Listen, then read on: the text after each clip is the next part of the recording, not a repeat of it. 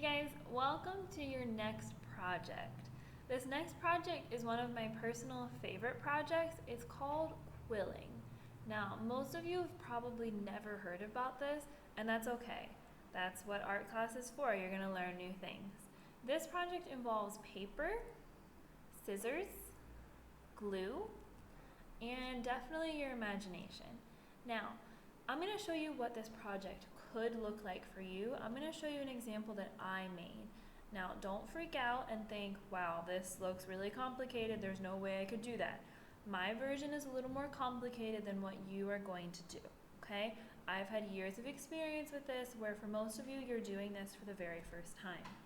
Now, this is an example of quilling, okay? Not the entire thing. This is a canvas where I painted this image, and the quilling is these flowers right here. You can see that they're made of paper, so they're 3D. They stick up, and I layered them on top of each other, okay? So this is an example of what quilling can look like. Basically what you do is you make different rolls of paper of different sizes, and you use your fingers to shape them. For this project, you're going to need long strips of paper. Now I know that some of you, probably most of you, don't just have long strips of paper laying around, okay? So there's different ways you can make the paper strips yourself. The easiest way is to just take some colored paper of any color you want. So for example, say I take some purple paper, and if you happen to have a paper cutter, I know probably most of you do not, but if you have any kind of paper cutter, you can cut your thin strips with this. If you do not, you can use scissors, okay? Now you don't want your strips any thicker than your pinky.